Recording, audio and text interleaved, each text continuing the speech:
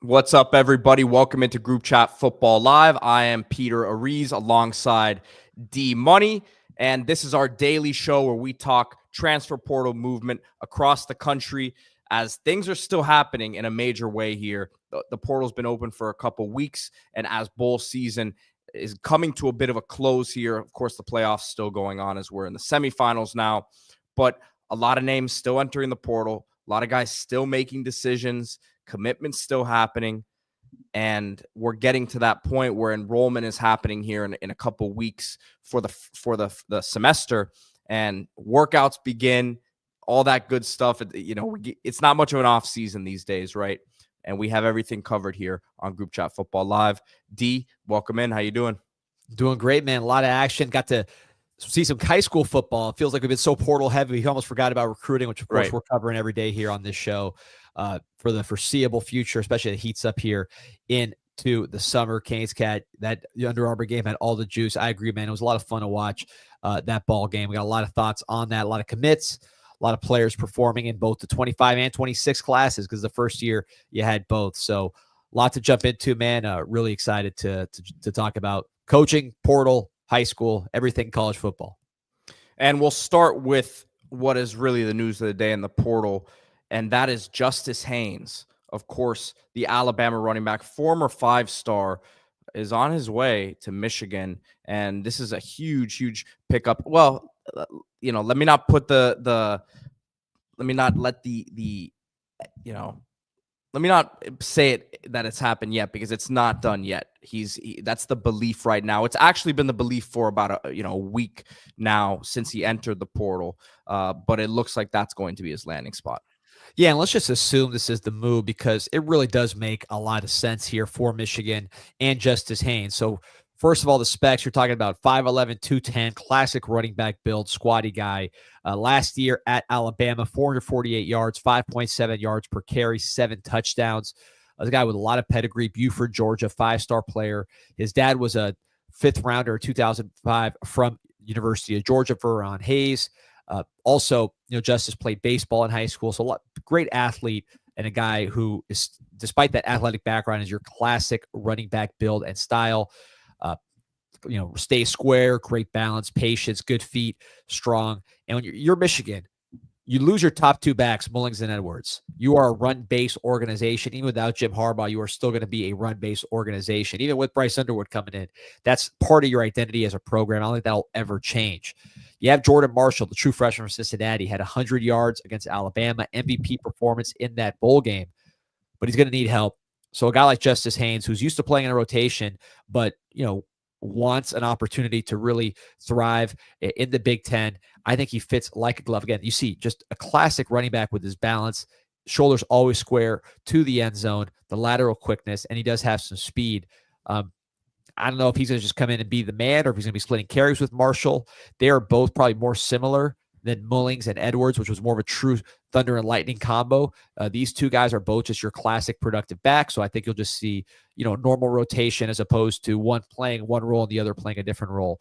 But I think it's a fit. And I think when you add Bryce Underwood or Mikey Keene as a starter, either way, this Michigan offense should be much improved. Second player that they've taken this portal cycle from Alabama, as they also got the defensive tackle Payne, big boy who's going to bring a lot of experience there in the middle of that defensive line. And these are Haynes's highlights from high school, obviously, but showed what he could do this season already. So interesting time at Alabama. Obviously, still the transition is still ongoing, as we've seen, as it wasn't smooth sailing. Not a great end to the season here for them. But if you're Michigan, they've had a nice haul here in the portal, and at this point, I'm sure they could add a couple more, but this really puts a nice cherry on top of what they've done. Yeah, and really the key for Michigan was getting that portal situation, or so that quarterback situation squared, which they did with the 2 additions. But even beyond that, if you look at the game against Alabama, which barely missed the playoffs, you didn't have either of the quarterbacks that you're relying on next year.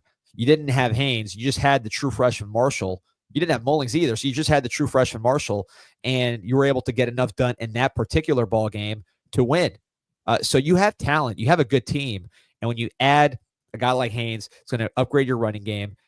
defensively, you're still missing a couple pieces there to the draft with the loss of Will Johnson, Mason Graham, Kenneth Grant. These are first-round players, but you're built on running game. You're built on controlling the clock, and he fits in like a glove. Yeah, really good pickup for them, and I'm sure it'll be a bounce back year for Michigan. A lot of good things in terms of momentum happening for them heading into next season. So moving along here, another big portal pickup yesterday, defensive lineman Tyler Onyedim, on his way to Texas A&M, former Iowa State defensive lineman. And this has been such a common theme, D, when it comes to the defensive lineman in the portal. You look at their numbers and you say, well, this guy only has 3 sacks. And then you turn on the tape and you say, man, this guy's played a lot of football. He's a grown man. He's strong. As many guys as you can, as many top recruits as you can get coming out of high school is great, but those young guys are not always ready on the defensive line. You bring someone like this in, if you're Texas A&M, and figure he can be a very important part of your defensive line. Yeah, he's coming home. He's from the suburbs of Houston, was very overlooked out of high school, number 151 defensive lineman in the country, but has done his thing at Iowa State. 42 tackles, 2 sacks, 6.5 tackles for loss last year. This year, 33 tackles, 2.5 tackles for loss, 4 hurries, and a pass broken up. Yeah, DJ Hicks and Albert Regis starting the bowl game. They'll be back. They'll be solid, but they needed some depth behind them. So Onyedim brings that veteran experience. It is a man's position there on the defensive line. So like you said, you want guys that have some experience and some physical maturity to them. And that's what Onyedim brings. You did beef up the outside. Of course, you're losing Shamar Stewart to the NFL, but you bring in TJ Searcy, Sam Mpemba, Deion Hayes on the edge.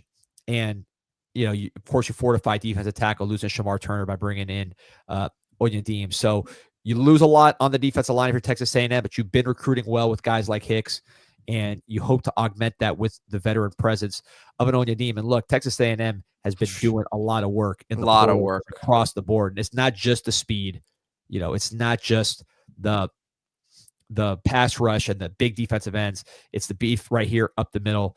And it's going to be an interesting team to watch going forward, because Mike Elko is reshaping this team to his identity, kind of moving past the era of that number 1 class of all time and moving closer to something that Elko himself has built, which from what we could see is going to be explosive wide receivers, dual threat quarterback, and then a defensive line with a nice mix of veterans and youth.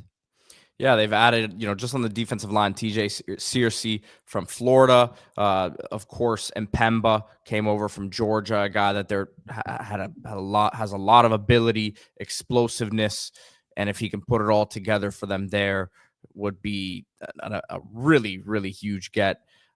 So you add that to this pickup here, and then we know what they've done on the offensive side of the ball. Some really exciting receivers that they've added over there.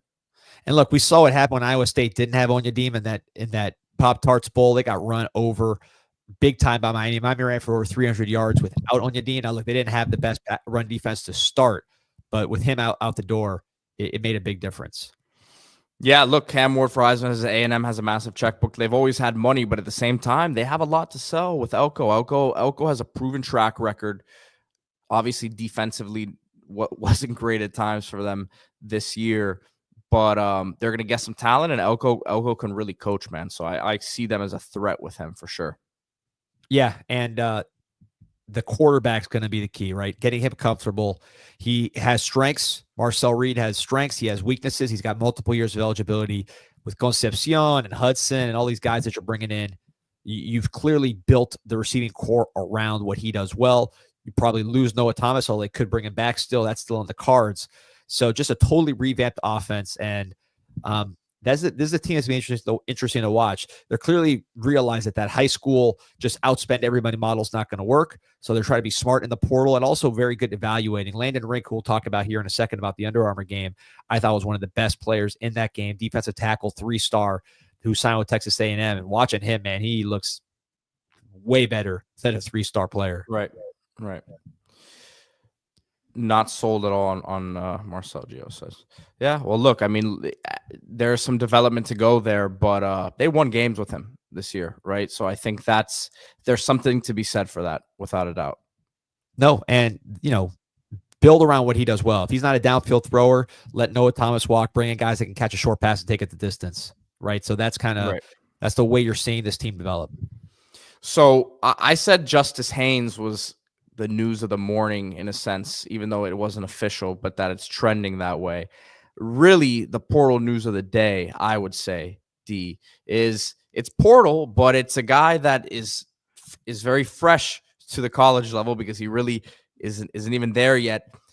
That is Jaren Sagapolutele, quarterback, top 10 quarterback in the country, signed with Oregon. Now, if you're a Ducks fan, unfortunately, this is the second occurrence of something like this. Is Dallas Wilson, 5-star receiver from Tampa area here in Florida, ends up signing with Oregon, does this, same thing pretty much here, and is now a Florida Gator.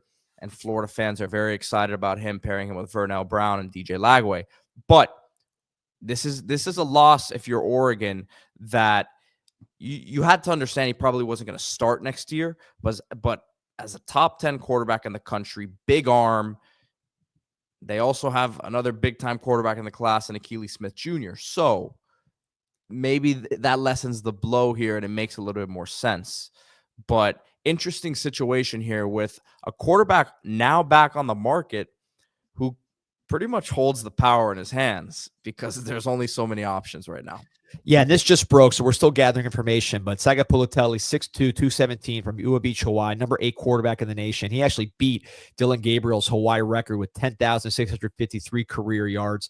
Some people think this guy's got the strongest arm in America. So we're talking about a guy with a lot of talent in that right arm. Oregon also signed Akili Smith's son, Akili Smith Jr. from the San Diego area. So they got a young talent who I really like. Very impressive. I honestly, both these guys thought had a lot of talent, and it seemed like it was going to be a great battle to see which one of these two physically talented guys can pick it up. Either one hits, you got a really good player with high upside there. But of course, now it's just down to Akili Smith. I'm not exactly sure what happened. Quote from On3. This is a source telling On3 about Sagapolutele. He was like, man, it wasn't for him. He feels like his heart is not there. He felt like he should have made a different decision. Now, he was committed to Cal for a long time. Georgia tried to get done on him late. He canceled 2 visits there. Those are the 2 teams that are still in the mix for him. And you see the arm strength just chucking it down the field here. Those are the 2 teams that are still in the mix for him. So you look at their quarterback situations. Georgia, I don't know how great you feel. But I said a lot of power in his right arm. There's actually a lot of power in his left arm. Yeah, a lefty like Tua. But I don't know. I think if they had a throwing contest, he might have more arm strength than Tua. Yeah, look, he had more yards in high school. But when you talk about this guy, Georgia was a team that was in on him. Cal was in on him. Georgia, that Gunnar Stockton experiment doesn't look like it's got a lot of life in it. I mean, if you watch that game, I don't think you say Gunnar Stockton is the quarterback we place our future in.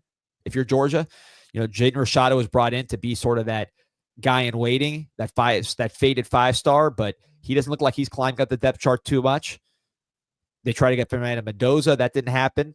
Of course, Cal had Fernando Mendoza at the time that Jaren committed to Oregon. Now Mendoza's gone. So I wonder if he looks at those 2 situations and says, you know what? Instead of competing with Dante Moore, who looks like he's the heir apparent there at Oregon, instead of competing with Akili Smith Jr., who's a legacy with a lot of talent, man, Georgia and Cal look wide open to potentially come in there and compete.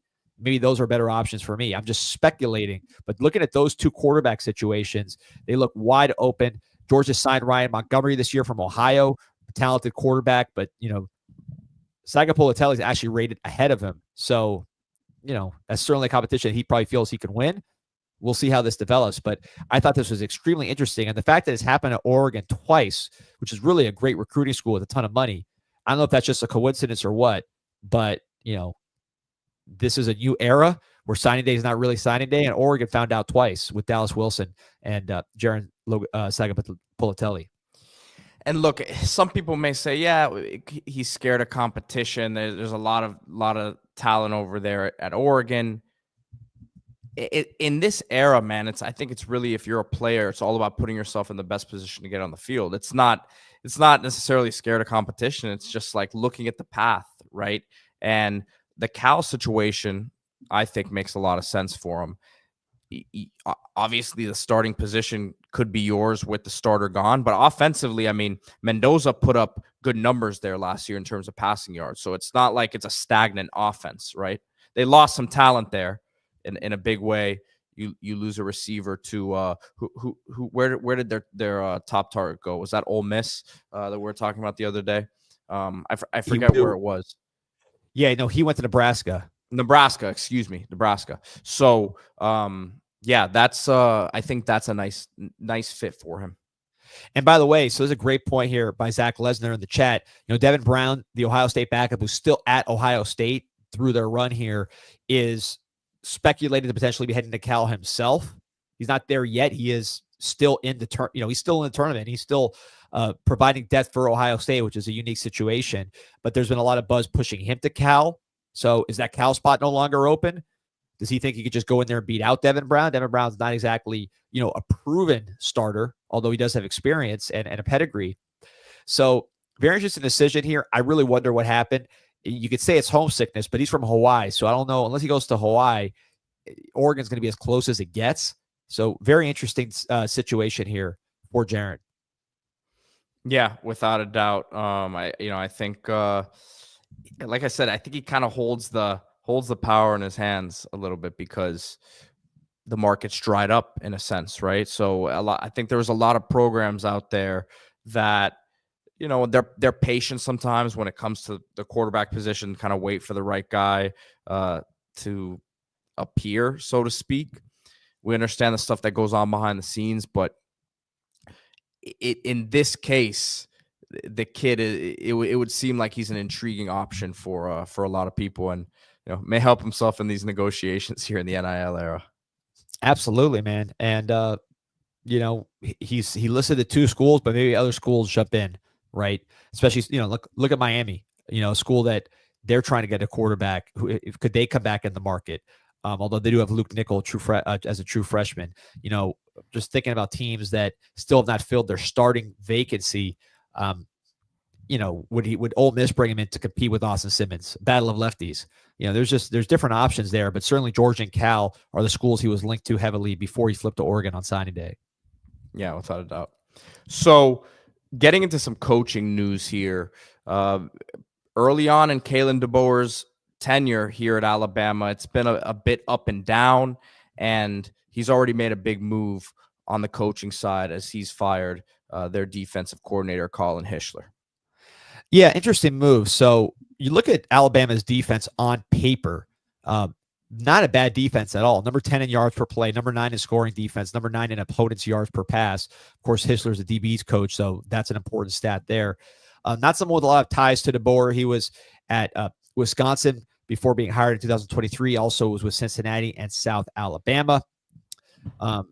Cody C. Kane Womack looks like he's going to stick around, so maybe it was a power struggle between those two, and he lost.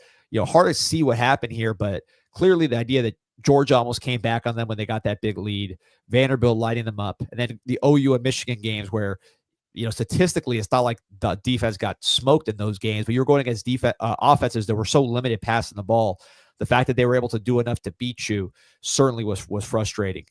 So Zach saying, how hot will the receipt be next year? I mean, we were talking about it yesterday off the air, and look, I think he's a heck of a coach, and I think you also believe the same thing. I think there's valid concerns about the fit at Alabama for him. I'm not hitting the panic button yet, personally, as someone from the outside looking in, but I can't tell you that the Alabama people feel the same way about that, right? So I don't know that there's going to be too much patience with him. To say he would be on the hot seat this year, I think things would have to be disastrous for that to happen. I think they have another season like this, maybe a little bit worse, but they continue to build and recruit at a high level, but I think it's got to be pretty similar to what you see this year. Yeah, and this guy's a guy that I think if he left Alabama, he would have a lot of interest elsewhere. So we'll see how that plays out. The quarterback situation's dicey for Alabama right now, given that you have backups that haven't played. Milroe just went pro. Keelan Russell, we'll talk about in the Under Armour game, I thought looked outstanding, but he's skinny. So, is he going to just come right in and start at the SEC level for a coach that's on the hot seat? It's very, very interesting. I think the first thing you want to look for with the coach is, what does he do at the quarterback position? That'll tell you how desperate he feels. Yeah, without a doubt. So you've referenced the Under Armour game a few times here. Let's get into it. Before kind of your thoughts on some of these guys and people who stood out to you, let's get into the commitments, man. That's what everyone watches the games for, to see if there's some crazy hat flips, and everyone remembers Landon Collins, his mother at this same event years ago, that viral moment. So we watch for that stuff, but there is football that goes on. But let's talk about the commitments that did happen, and we'll start with Donovan Murph. Commits to South Carolina, wide receiver out of Columbia, and he actually reclassified to this class from 2026. So nice pickup for them. Didn't win their bowl game, but overall, I think the season really went in a positive direction for Shane Beamer and the Gamecocks. Yeah, and it's, a lot of these guys that committed to me are better than their rankings, and Donovan Murph is one of them. 25 kid, he reclassified from 26, so it's always hard to rank, and I don't envy 247 and On3 having to rank these guys that reclassify, and you don't expect to stack them up against some of their teammates or some of their classmates when you move them. But this guy's 6'1.5", 188, looks the part, from Irmo High School in Columbia, South Carolina, hometown kid.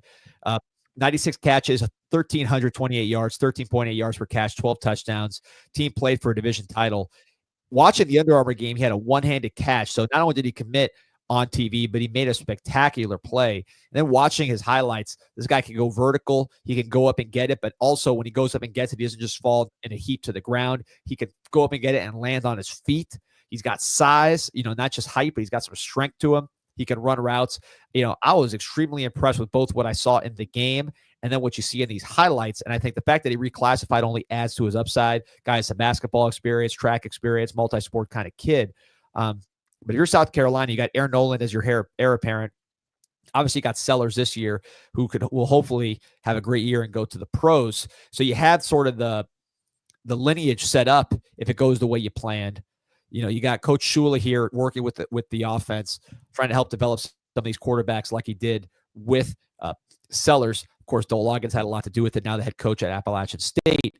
But you add players like this, and you're going in the right direction. Listen, it's Columbia, South Carolina, so to say it's a huge recruiting win, these are the ones you got to win. But South Carolina is at a point now where you're getting guys like Dylan Storr from DC. You're winning battles all over the place. Nicholas Harbor, another battle in that area. Then you could keep your hometown guys home, not go to Clemson or Georgia or somewhere like that. I think you're in pretty good shape. This was a really big get, and someone that I really, really like as a player, both from what he showed in the game and what he showed in high school level.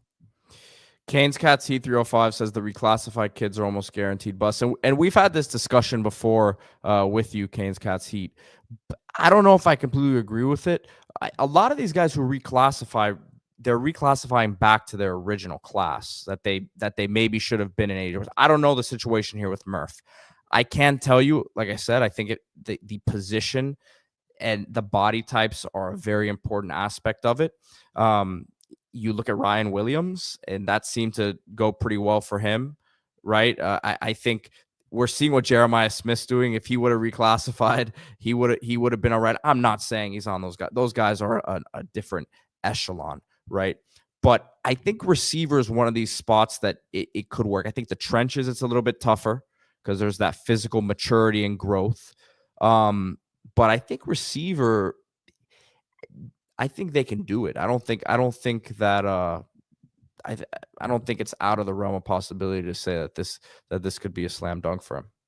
Yeah, and this guy's got some size to him. He's right, physically mature. Just seeing him in the announcements and in the game and in the highlights, he's listed at 188.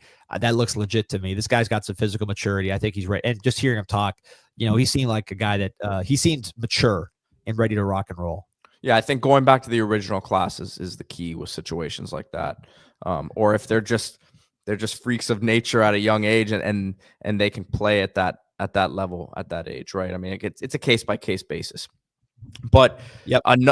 Another commitment here JJ Dunnigan commits to Kansas, and we're going to call this the Travis Hunter effect, as one of the top players in the state of Kansas. But his main reason, he says, for committing to Kansas is that he wants to play both sides of the ball, and they're going to give him that opportunity.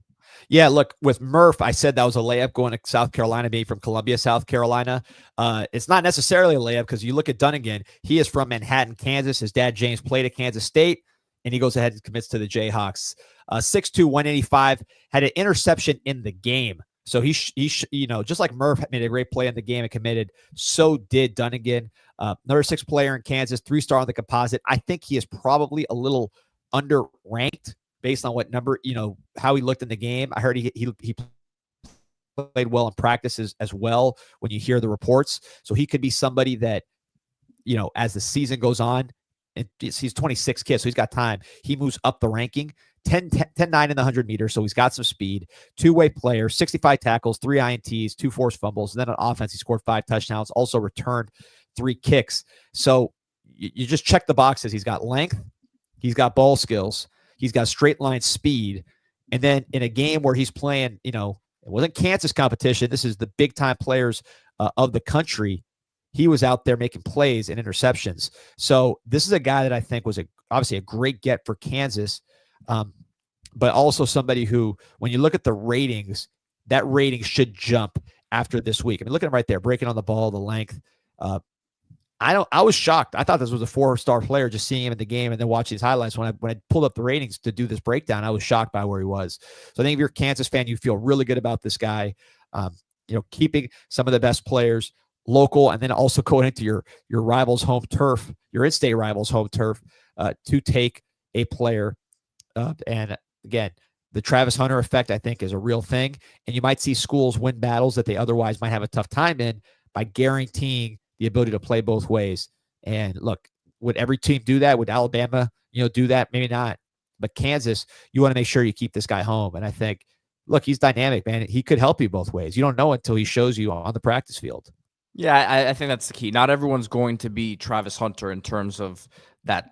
I mean, he could play in the NFL both positions, but I think there's a role for certain guys who could easily why not get them the ball in a variety of ways, 3-4 touches a game on the offensive side of the ball, if they're going to be a primary defensive player, or, have a package. If you're going to play a certain team, this guy has some certain size on him or coverage ability, he could be a matchup problem, right? So on the defensive side of the ball. So I think it's a case-by-case basis, but for sure, this guy looks like he can do it at the next level without a doubt.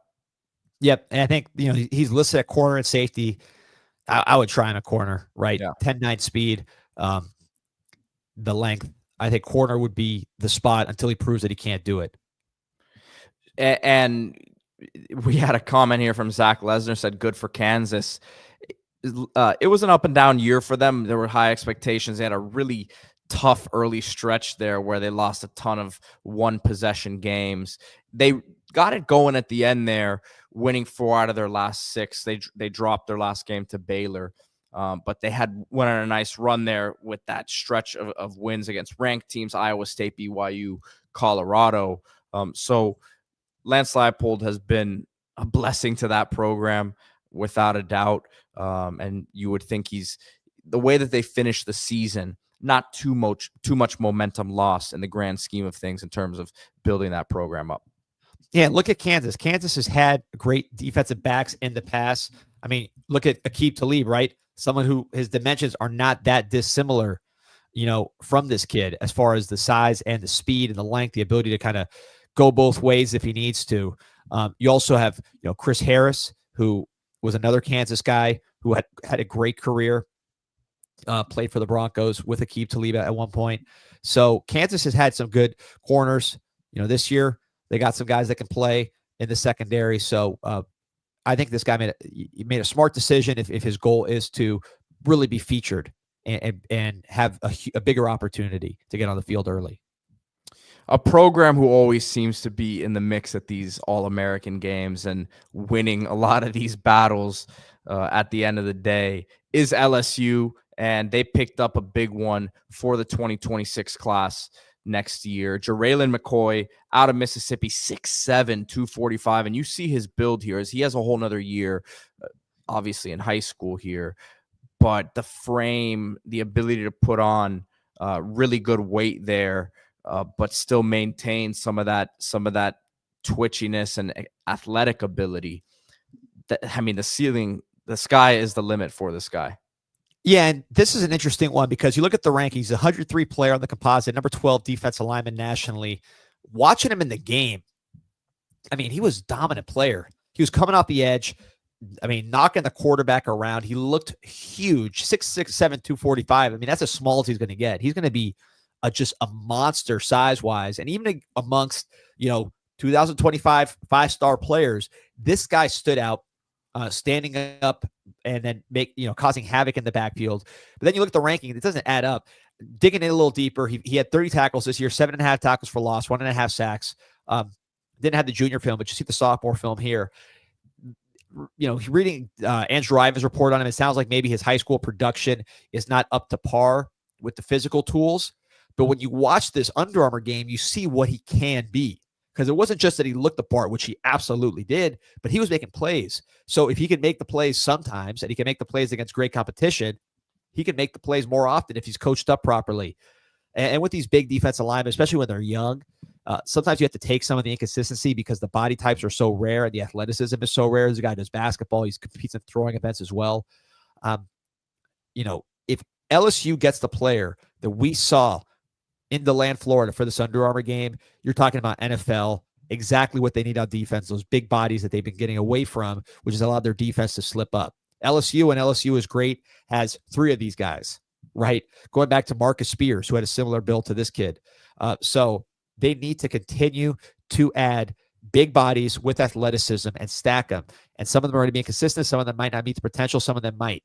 But certainly this guy, if you just watch the tape of the Under Armour game, not even knowing what year he is, what rank he is, you'd say that's a 5-star right there. D, on a side note, how much easier does it make some of these evaluators and coaches' jobs to be able to see these young guys in this game against the class above them, right? Yeah, 100%. By the way, Kate's got to say, when the money's on the line, you battle. Certainly that there was motivation there. But yeah, it's a huge evaluation point for these young kids. But also I would say you can't just freeze them there because they are going to get better or grow over time, or they could get worse. Certainly we'll talk about that when it comes to some of the offensive tackles that we're playing from the 26 class. But yeah, we talk about moving some of these kids up. This is one you have to move him up. He's too talented. He's going to, I'm sure whatever his NIL compensation is with the recruitment from other teams is going to reflect a higher ranking than what he's actually ranked. Whether he lives up to it, who knows? But defensive line is very much a traits-based position. You just got to bet on traits and hope that you make more good bets than bad bets.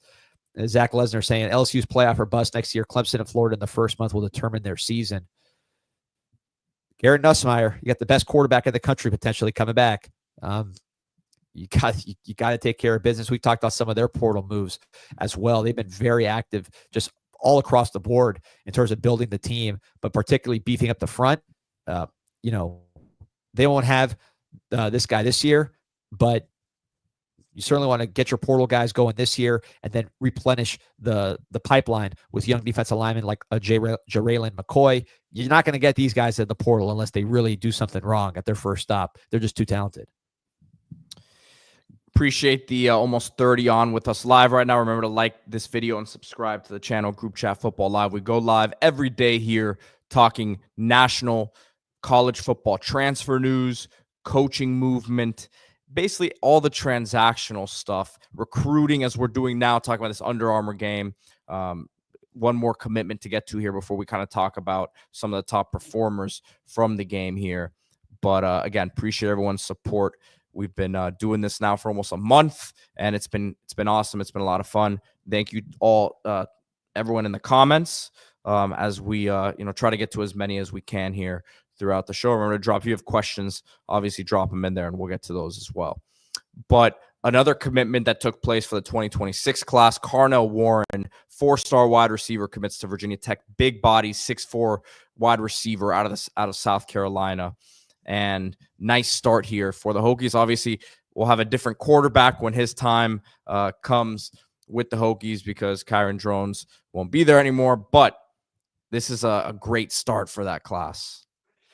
Yeah, no, by the way, like, subscribe, share, send smoke signals, tell your uncle and aunt about group chat. Appreciate you, JR.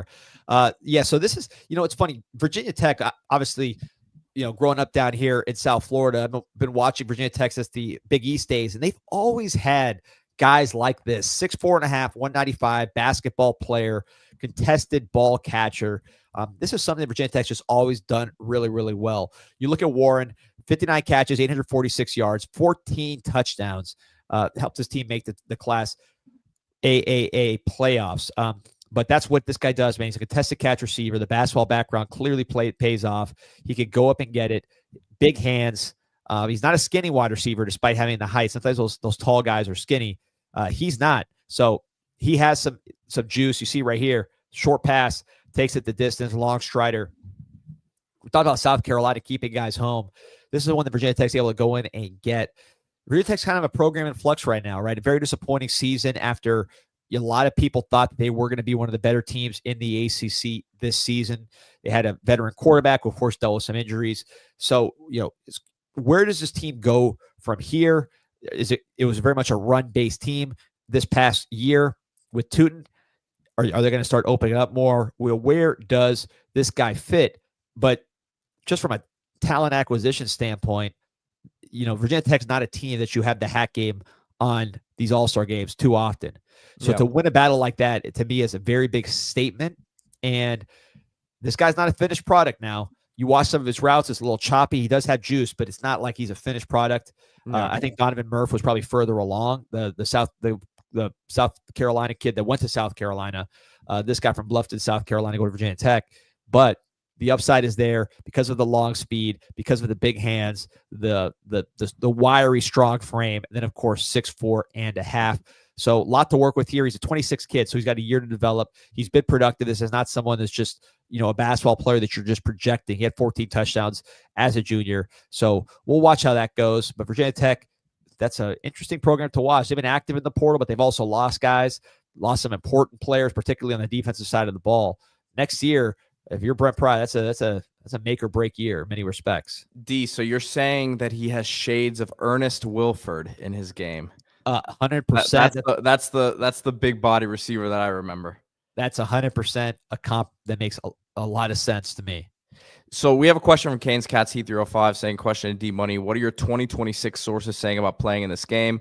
Are the 7-on-7 coaches and advisors now pushing for their 27 kids to get into this game?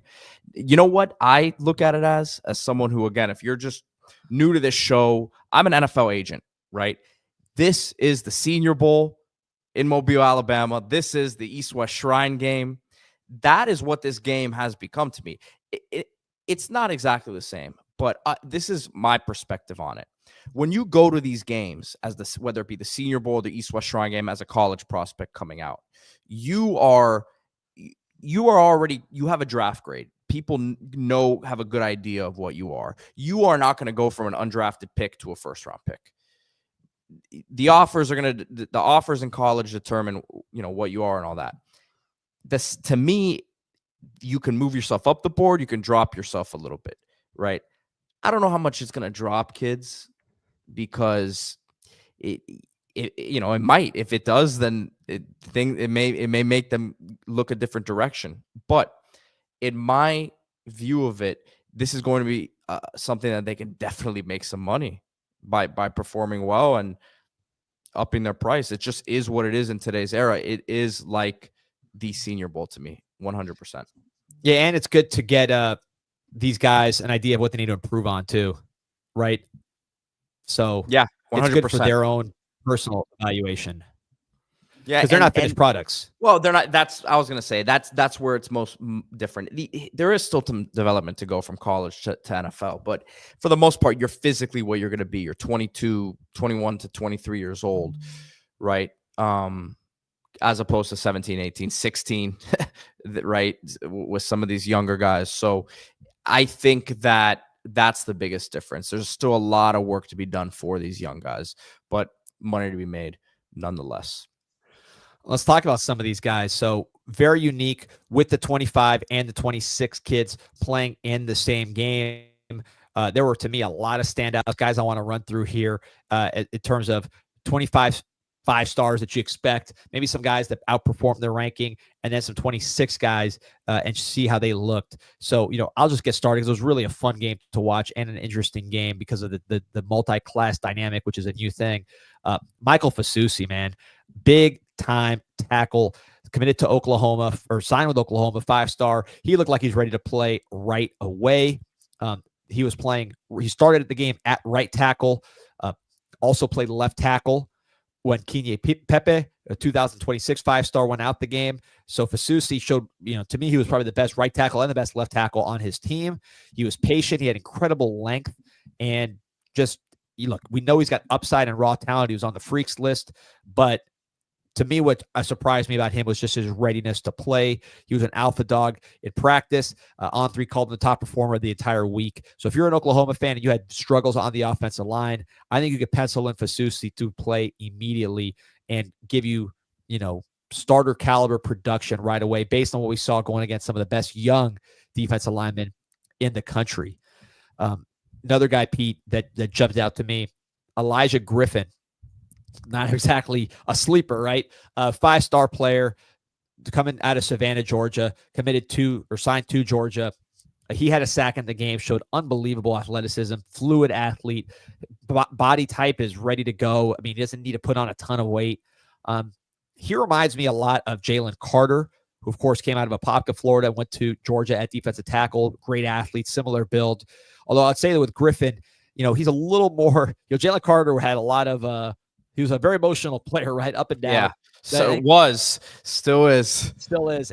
Griffin, you hear him talk. I mean, this guy talks like a pro, acts like a pro. Just a great, we don't really know these kids, right? Because we're not getting to know him too well. But Griffin is a guy, to me, that just hearing him talk, he seems like someone's going to play right away. But it's going to give you athletically and size-wise a lot of what you got from Jalen Carter, who, of course, one of the most talented players to ever put on the red and black. And you see some of these one-on-one reps from practice during the week, just dominant. Yep. Another guy that, again, I'm starting with the 5-stars, right? So these are not exactly sleepers, but Jaren Moore, man, 5-star number 1 receiver in the country out of Duncanville, Texas, signed with Oregon. We saw Jeremiah Smith this year. We saw Ryan Williams this year. Ryan Wingo did some things. Clemson's young receivers all did some things. We saw Coleman come on late for Auburn. So a lot of these 5-star receivers really did their thing early. Jaren Moore, man, he reminded me of Jamar Chase. Maybe not as tall as Jamar Chase, but he is somebody with just incredible strength and explosiveness, particularly in his lower body. You see him here catching a short pass, making a move. But this guy, he played at a different speed than everybody else, on top of having strength and power, right? The punt return he had was just unreal. Caught it off the bounds, reverse field, beat everybody to the sidelines quite easily, made a move on the sideline, and then scored the touchdown. So the speed, the vision, you're going to talk on the sideline. The guy was extremely confident in his interviews. He just carried himself like a day one early player because of his size and because of his instincts and explosiveness. Big hands. Again, Jamar Chase at LSU would be my comp. Maybe not as tall. There you see him on the punt return. Maybe not as tall, but look at that strength and just the explosiveness. Maybe it's the number 1 too. It's getting my attention. But the number always plays into the player comparisons. I don't care what anyone says. It definitely plays a part of it, but I see it for sure. And again, day 1 player. Duncanville, Texas was really cooking last year with some of these guys. We'll talk about Keelan Russell in a second, but man, you're trying to claim all the top talent for Florida, man. I wish it hurts me to talk about these Texas guys balling, but certainly they did in this game in the state of Florida. They were out there in DeLand playing the game. But an area that's really heating up is that DMV, right? So, that Baltimore, Washington area has been producing some monsters going back to Dylan Stewart, who signed with South Carolina. And in the class of 26, now we're going to next year, they have another one with Zion Ely. This guy, 6'4", 220, tested off the charts, number 1 player overall, committed to Maryland, so staying home. Yeah, he's a physical freak athletically and all that stuff. But what jumped out to me was the motor, the fluidity, the technique. He was constantly winning battles in this game. Micah Morris, a 2026 offensive tackle, that's going to be a highly rated top 100 type player. I mean, this guy completely annihilated him, both on a 2-point conversion and on a strip sack during during live play. Not as big as I expected. I know he's listed at 6'4", 220, verified, but he didn't look that big next to some of these other guys, just eye test wise. But his impact with his just natural feel, his motor, was that of a top 5, top 1 overall player. So impressed with him. I think the rating on him is right on. Again, the only negative I'd say is the size was not what I expected, but he definitely did his thing. You see him moving there in some of those drills, and the fluidity's there for someone of his height for sure. 100%. Somebody who's fluid and fast, man. Javari Flowers. Now we're taking it back to the hometown from Miami, Florida. Miami Northwestern High School, coached by Teddy Bridgewater, who won a state championship, then immediately became the became the backup quarterback for the Detroit Lions. But this guy is one of the fastest players in Miami. He's probably the fastest player in Miami. 10-4 speed, and he also plays fast. There you see him next to Teddy Bridgewater. Great returner, great corner. Had a great week of practice. Everybody was talking up his performance in the practices. Then you go to the game, and he picks off KJ Lacey, the Texas commit, breaks on the ball, just extremely fast, makes the break, and then the ball's tipped up in the air. He kind of juggles it to bring it down. So he showed the coordination to make the catch. He showed, of course, that just explosive break, which you see when he's coming out the blocks on the track. And there you see with the ball in his hands, whether it's offense or kick returning. You had Ben Hanks last year as a must-have corner from Miami, Florida, with first-round potential. I think Javari Flowers is that next guy. Shout out to our boys at 305 Sports for this video as well. Yeah, absolutely. Not the biggest guy, Flowers, but big enough, and the speed is rare. Without a doubt. So keeping it moving here, Keelan Russell headed to Alabama, quarterback, and we understand that Milroe is headed to the NFL. Going to be a new era there at that spot for them. So is this a guy that you think could come in and be the man right away? So the only question here is going to be just the size, because seeing him in the game, with all the other big players, he's very skinny. He's tall, but he's very skinny, and he's not wiry strong. He's going to be skinny for probably his whole career. He'll get bigger, but he's not going to be big. But man, this guy is such a cool customer. He's got such a fluid arm that he could change angle so easily. Such a natural thrower of the football, and just in total command. Mentally, this guy is A1 elite. You saw it in Duncanville. He led that team to win after win after win. He's coming into Alabama with the plan of starting. And, again, size is the only question, but I could see it. He led 2 touchdown drives. Would have led more, but he twisted his ankle. Made one unbelievable play where he was getting sacked and delivered the ball, again, from a crazy twisting angle to Vernell Brown. So, look, you see him right there. He kind of looks like Ja'Cory Harris, who we saw back in the day from Northwestern with the number 12. Yeah, I was gonna say, there you go again with the number comparisons. It's the number 12. But just not the biggest guy, but the arm, the velocity is all there, and mentally, I just think this guy will remind people of Bryce Young with the mental side, but just more height, right? This guy knows how to play football, knows how to get the ball in the end zone, and then some guys have good arms when everything is perfect. This guy has the fluidity in his arm to generate velocity from different angles. Jay Cruel, the next guy that we'll talk about here at the defensive line, and he definitely showed out yesterday. Yeah, this is an IMG product, super high motor, man. This guy was, coverage sacks, beating people off the ball. He was doing it all. Very much a natural pass rusher, right? So this guy, when you talk about pass rush, it's the bend, it's the change of direction, the finish, and then of course the motor. He had that. He was all day. I don't know how many times he hit the quarterback. He must have had 5 quarterback hits that I saw at least. And again, not physically huge. You look at Jared Smith from Auburn. That guy looked like an NFL player already. Cruel's not that. He's a little on the smaller side. He'll gain weight. He's a 26 kid. But because of that natural pass rush and motor and the ability to beat these 5-star tackles consistently, I think he's a guy that's going to be, high 4-star, top 100 player throughout the year. and somebody who's going to get a lot of interest from big-time schools. I was waiting for you to drop the Micah Parsons comparison with the number 11. Not as athletic, not as physically overwhelming, right, but somebody who just knows how to get it done. Next guy up here, Dijon Lee. Yeah, Alabama signee from California, 6'3", 6'4", looked the part physically, but when you're at that height, you wonder, is someone going to be stiff and unnatural? He looked natural at corner, had an INT, knocked down a ball, just generally looked aware and fluid, particularly in the red zone where he was pretty hard to throw on because, again, 6'4", 6'3", either one, he's a tall corner, man. And Alabama's got some young corners that, they believe in between, Mincy and Brown, some of these guys, Bawe, but this guy, because of his polish and his length, I think can come in there right away and play. 5-star player, coming all the way from California. It's amazing. Alabama, even with the bad season, still having the ability to go to California and get this guy, go to Texas to get Russell. They're doing a hell of a job recruiting-wise to hopefully take some of the heat off their head coach. Yeah, look, the brand is strong still. I don't think there's any doubt about it. And you talk about his size and his length. This is a guy that a lot of people say about body types like this. Oh, well, he'll eventually play free safety, but man, if you don't have to move them, if they have the hips to play corner and the fluidity and the ability to do everything you need to out there, if you have to cover some smaller, quicker receivers, then you don't move them because it is such a tough matchup on the other side there. No question.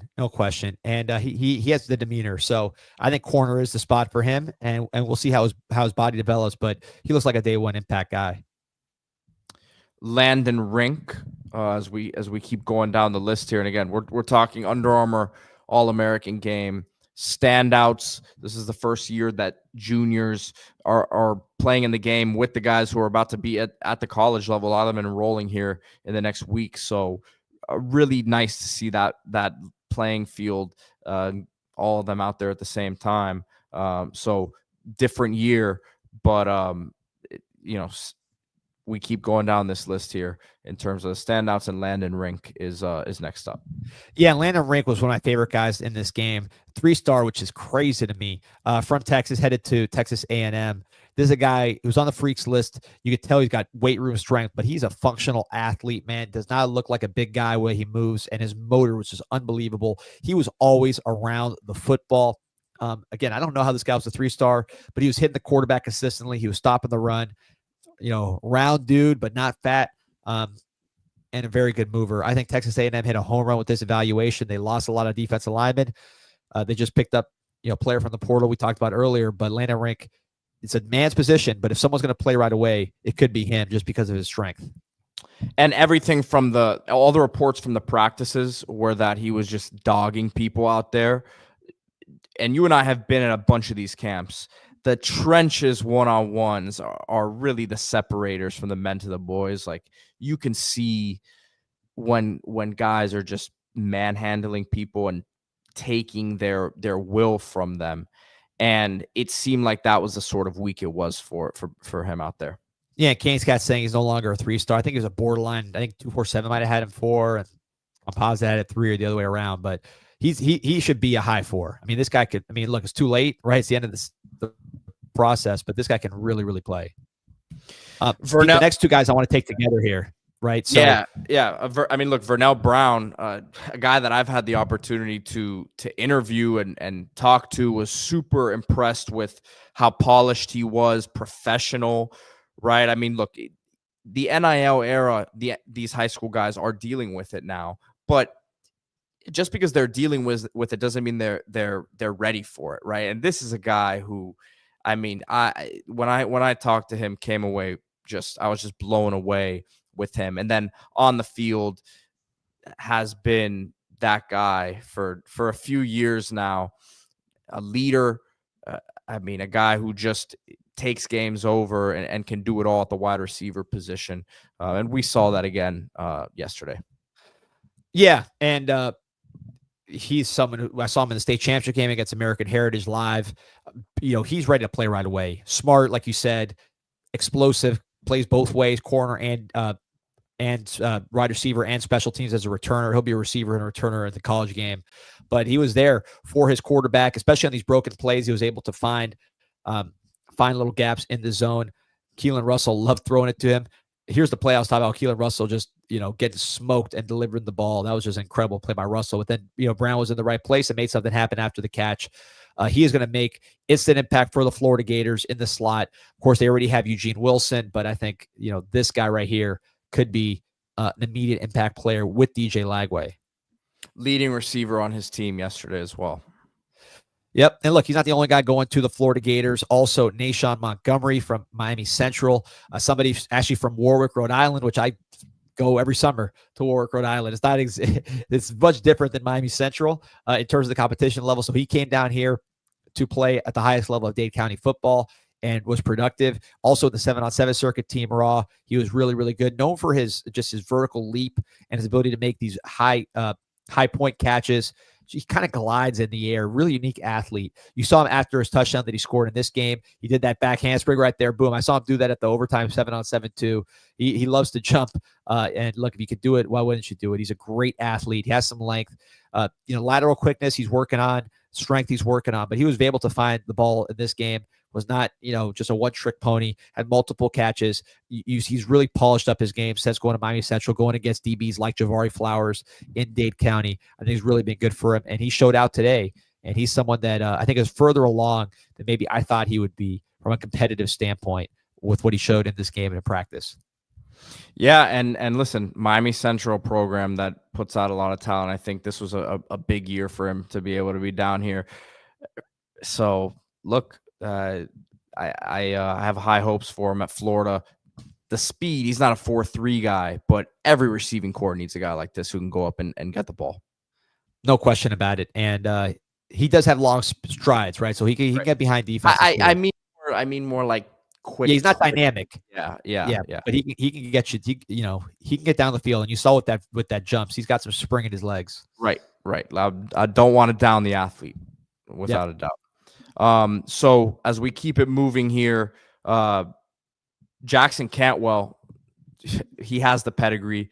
Both of his parents were Olympians, and this is a guy who has been wanted by everyone in the country as the top tackle for next year's class.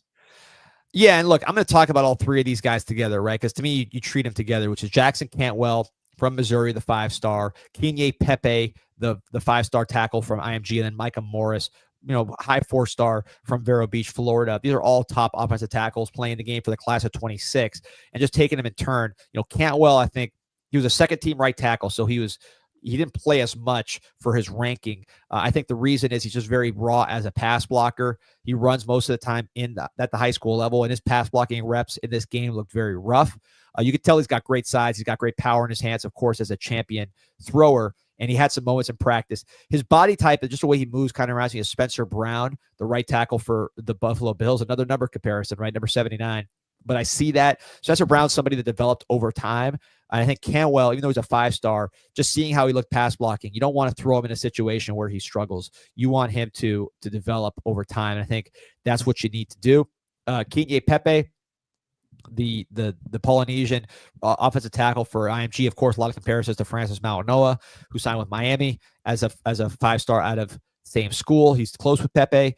He is somebody that, Pepe, he's not as wide as Mauanoa at the same age. Up top, he's more narrow. He needs to get his upper body strength there, but he does have a strong lower body, good athleticism. He started at left tackle in this game, actually at Fasusi at right tackle, which shows you what they think about him. And he had his moments. When he was going against Cruel, he got smoked. When he wasn't going against Cruel, he did pretty good. So I think that was really the story there, was that his teammate gave him the work, but he did, of all three of these guys, he played the most and probably had the most good reps. So that's the story with him. Just get stronger and improve his consistency. But look, these are 26 offensive tackles. There's no surprise they're all struggling. It's a position of development without a doubt. Right. And then Micah Morris, a lot of people think he's going to Ohio State, like his teammate TJ Alford. Miami's also in the mix, like it was for both of those players. But I think with him, he did start also for the black team. He got smoked quite a bit. Had a lot of trouble with Zion Ely, but he had a nice play where he got beat. The guy forced a fumble, and then he took the ball from the guy who recovered the fumble and got it back for his team. So good effort. But the story of this game from the 26 kids is the guys that were most overmatched were those highly rated tackles, probably just because of the physical development issue. Right. So, I mean, look, it's exciting, man. We got an early look at these 2026 kids, right? So the cycle is about to start in earnest. We saw a couple commitments from the game as we broke down a bit earlier in the show. So this camp circuit will get started here, and you and I will be at all of them that are down here in South Florida, without a doubt. So we'll keep everyone updated, man. It's exciting that we live in the hub down here where a lot of the top camps are. So we'll be out there and bring you guys the news here on Group Chat Football and Group Chat Football Live. Absolutely, guys. Like and subscribe. We cover in portal, recruiting. We won't be stopping. Appreciate everybody's support in the chat, and we'll see you on Monday. See you Monday.